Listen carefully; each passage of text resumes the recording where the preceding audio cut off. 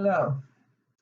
This is the morning after a night of unrest and destruction across the nation, all because of hatred. When people hate, lives are destroyed. And unfortunately, when we don't even understand the root of our hatred, we continue to hate. So let's start with recognition. And I know a lot of people don't want to deal with the idea that racism exists. We know that it does, not only in the nation starting at the White House, but in every city and even in our own house. Really? Yes.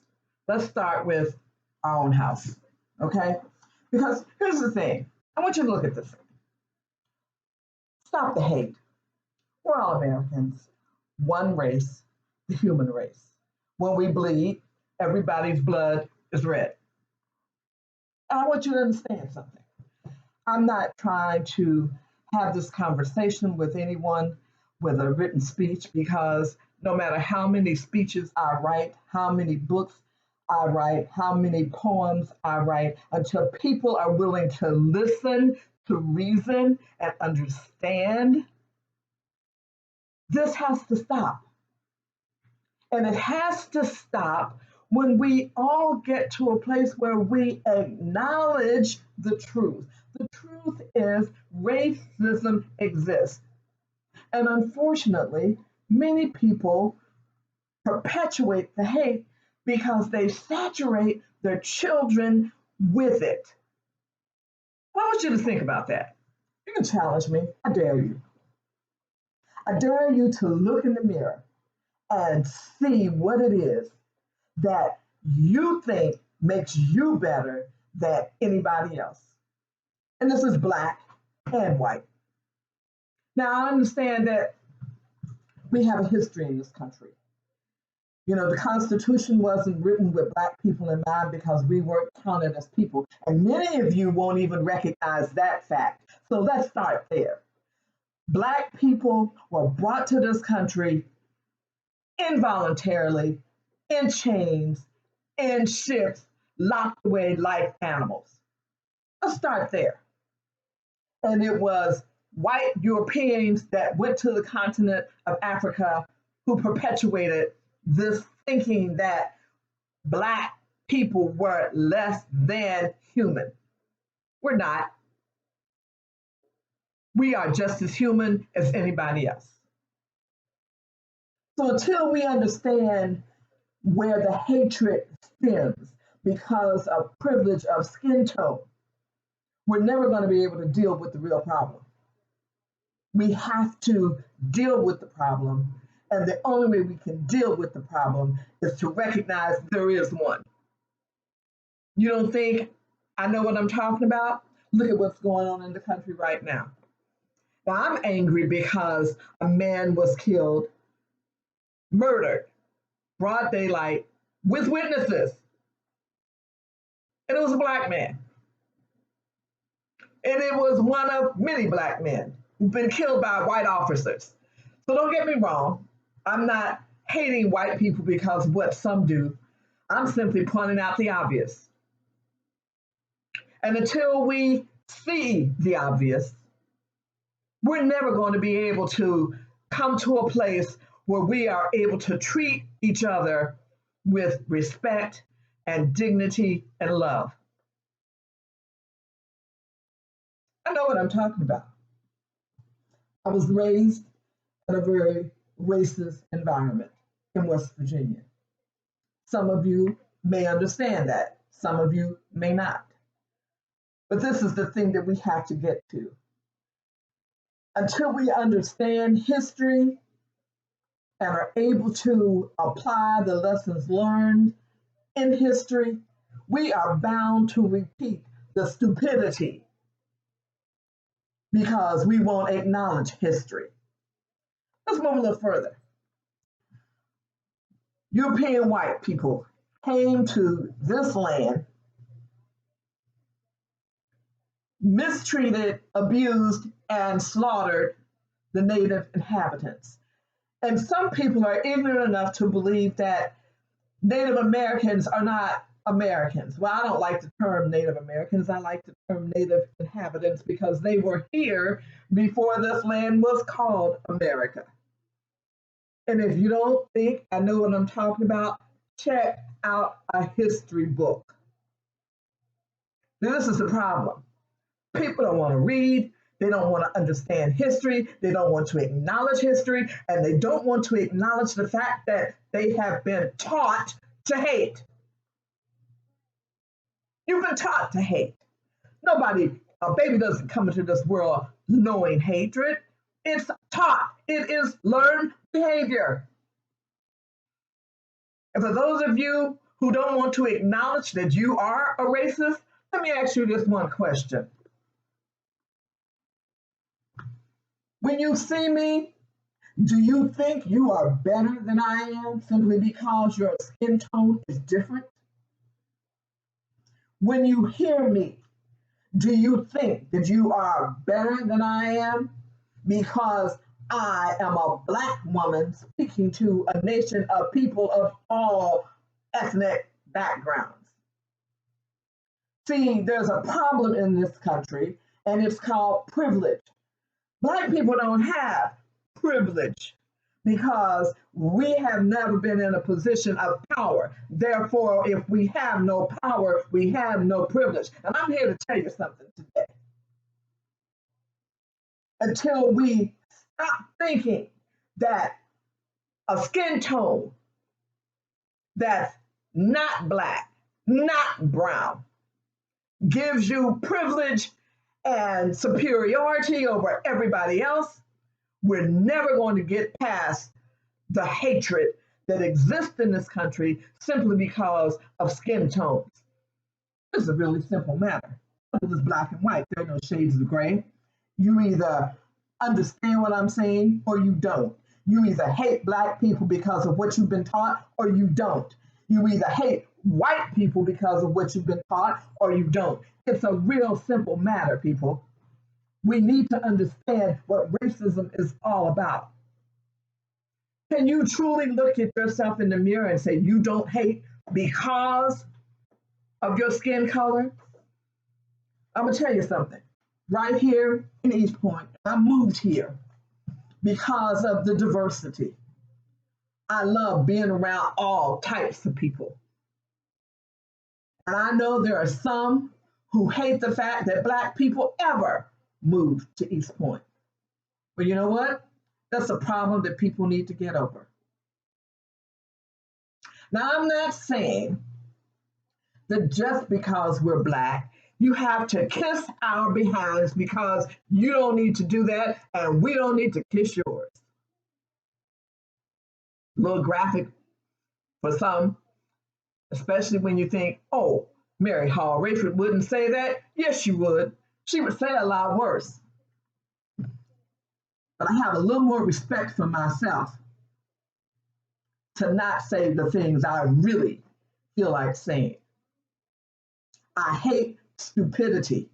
I hate ignorance. I do not have time to hate people because it takes time to hate people. It takes time to plot against people. And I don't want to give anyone that kind of time of my life. So no, I don't hate anybody. Some people may think I do. I don't. I don't have time to hate. I do have the strength and the intellect and the wisdom to hate stupidity and ignorance. And I will continue to hate stupidity and ignorance as long as I see it exist. Now, the problem for some people is, oh, I like white people, I like Black people, but you don't want to be them. Nailed it. You wouldn't want to walk in my shoes for all the tea in China because you know deep down how you would be treated and you don't want to be treated that way. Yeah, I got it. You do too. You just don't want to admit it. And until everyone admits where they really stand on the issue of racism, we're never going to be able to wipe it out. You cannot fix a problem that you won't acknowledge exists. So I'm here today to tell you we need to do something about this. And we need to start in our own homes. And then, as we understand who we are and what we think and how we really feel about people, we need to move out beyond our doors when it's safe. I'm not saying for anybody to be stupid, but when it's safe, we need to go outside of our doors and appreciate people for who they are without the hatred, without wanting to destroy. Look at all the destruction across the nation. Where did the destruction take place? In communities of color where people no longer have access to the things they need because racist people infiltrated peaceful protests to make it look like the Black people were destructive. No, it wasn't. It wasn't the Black people who were destructive. It was some of the white people who infiltrated because they hate and they want to see Black people destroyed. They want to see them blamed for everything. We have a racist president. I'd like to say occupant because he's really not a president. We have a racist occupant in the White House who does nothing but trigger feelings of hatred. And you know why? Because he is full of hatred. There's no love in him. He can't even find within him the ability to speak words of comfort and speak words of unifying the nation in times of great stress. And this has been a time of great stress because this virus doesn't discriminate. It kills Black and white, it kills young and old, it kills male and female, and it does not care what your political affiliation is. No, I'm not sick. I don't have the virus. My voice is strained because right now I'm really angry. I'm angry because people who think they are fairly intelligent are too foolish to recognize that the only way we can wipe out racism, wipe out stupidity, wipe out the hatred is by recognizing that it exists and be willing to do something about it. I'm all in. I have grandchildren. I have 3 Black grandsons. And if you don't think for a moment that I don't fear for their lives every day, then you don't understand the hatred, the target on their backs simply because they are Black. I want better for my grandchildren. And when they're old enough to raise some children, I want better for my great-grandchildren. 400 years of hatred, of people thinking they are better than anybody else because of skin tone. 400 years. It's time to stop. It's time to put a stop to all that bigotry and hatred. It is time to realize we are one race, the human race.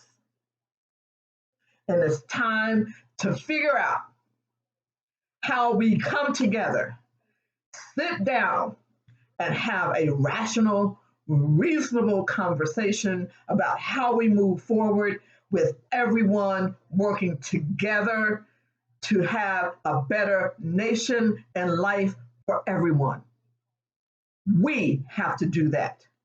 Every individual has to do that.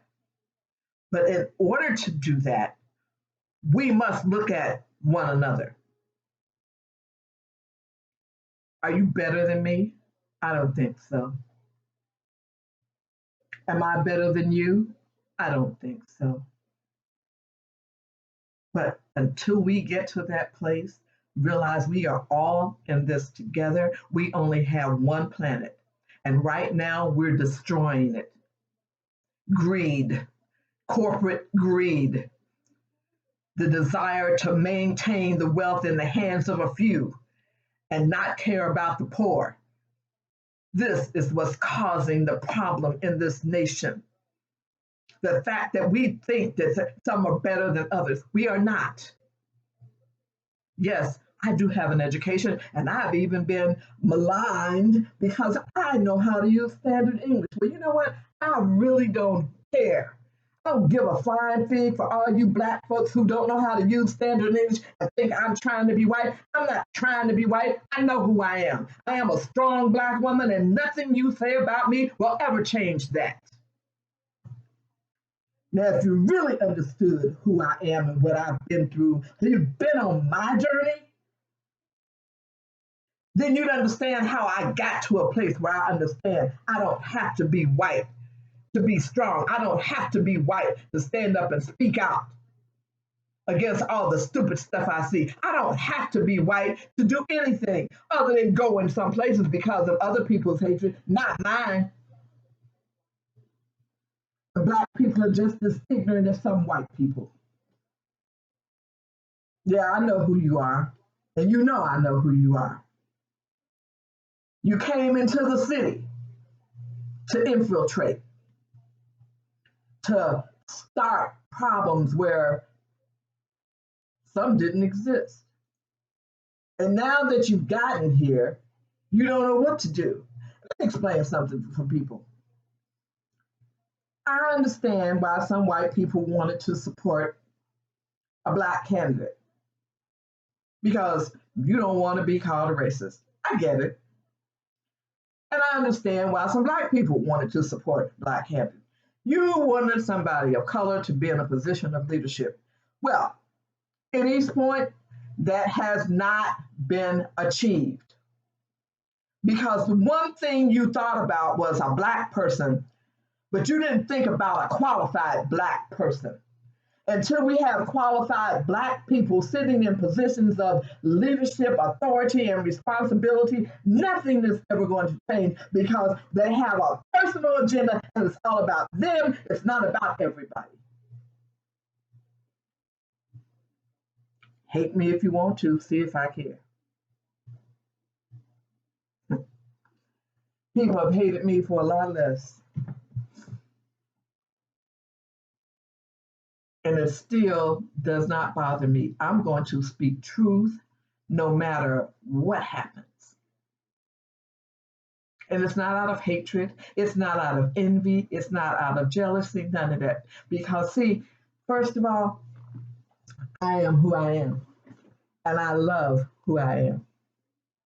And I don't have to have a microphone, a podium, a platform, or anything else to feel good about me. I've accomplished quite a bit in my life. And I'm proud of that. I'm proud of my family. They think I'm a little nuts, and you probably do too at this point, but that's okay. People have thought I'm crazy before, and that's all right. Had students call me the crazy lady on the third floor of Osborne because I didn't take any crap off them, and I'm not taking any crap off anybody else. So you see, we can do this. We can do this, but we need to stop the hate.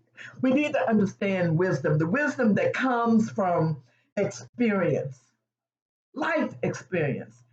And there's nothing wrong with making mistakes, but we have to learn something from making those mistakes so we don't repeat them. And the problem with our history is we don't remember it, if some ever knew it, and we keep doing the same thing, expecting different results. And according to Einstein, that's insanity.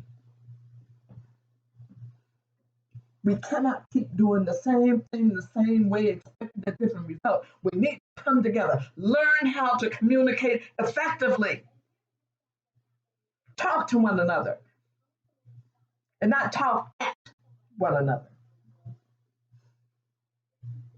I'm doing the video. Since I'm sitting here looking at myself, I pretty much am talking at you. And for that,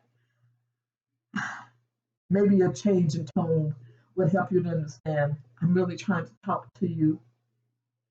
We need to save our nation. We need to save our community. The only way we can do that is realizing we're all in this together and we have to change it. We have the power, the ability to change what's going on in our city and in our nation, but we have to be willing to recognize first the problem exists, then come together to figure out how we can solve it and move forward. That's what we have to do. And we have to do it now. We don't have a lot of time to waste. And I'm not suggesting that anybody run out into the street and risk their lives because of this virus. I do believe part of the problem that has instigated some of the rash behavior is because people have been shut in, locked down because of this virus. And then it didn't help that this display of hatred came about when George Floyd was killed. Ahmaud Arbery was killed. Breonna Taylor killed.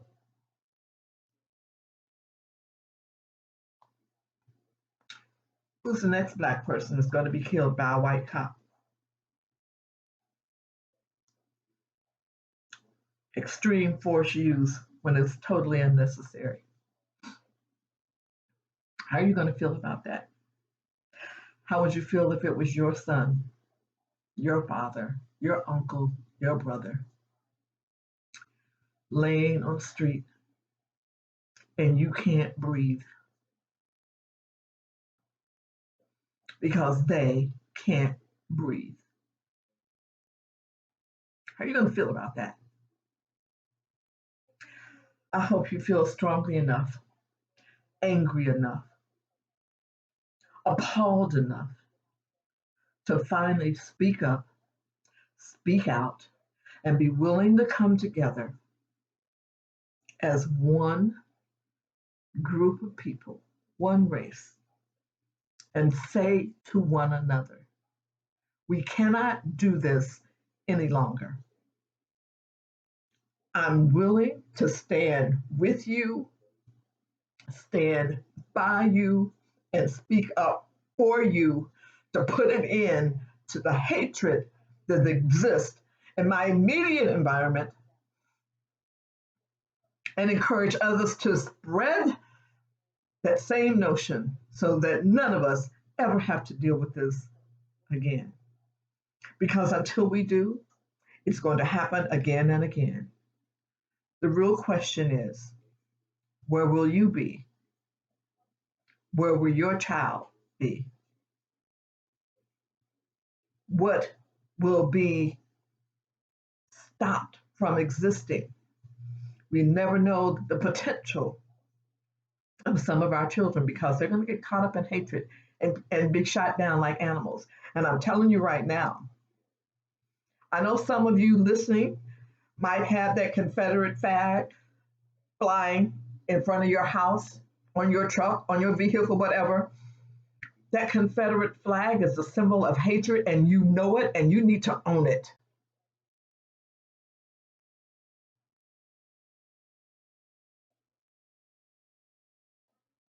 Stop promoting, instigating hatred because you're no better than anybody else. Come to terms with your own insecurities, with your own shortcomings and flaws. And when you realize that you have them, then maybe, just maybe, you'll accept the premise that, yeah, we all have shortcomings. None of us are perfect, but we don't have to hate. And I can assure you, it is so much easier to love than it is to hate. Hatred takes time, takes effort, and I don't want to waste my time or my effort trying to hate anyone. I hope you'll join me in praying for the nation. I hope you'll join me in encouraging our young people to not hate simply because someone looks different, acts differently, prays differently, worships differently, walks differently, dresses differently. I hope you'll join me and learn to appreciate everyone for who they are. I really do hope that for this nation, for this city, because I don't plan to give up. I will do this as often as I need to do it until I see a change in attitude of people in the community. Because I know there are things that people are thinking right about now. I've actually been talking for over 25 minutes, which is more than I normally talk. But then you have to remember too, I'm a bona fide preacher, and I know just how long it takes to get attention. And I also know when nobody's paying attention. So take this with you. My final thought. I love to love all God's children. We do belong to Him. And there is nothing in me that would cause me to hate any human being. I might hate their behavior, but I don't hate them. So take that to heart and know together we can and we should make a difference in our homes, in our community, and in this nation so that we can all have a better life, more opportunity, and all rise to a place of privilege simply because we can. Until next time, and there will be a next time, enjoy the day, stay safe, don't spread the violence, and please, please stop the hate.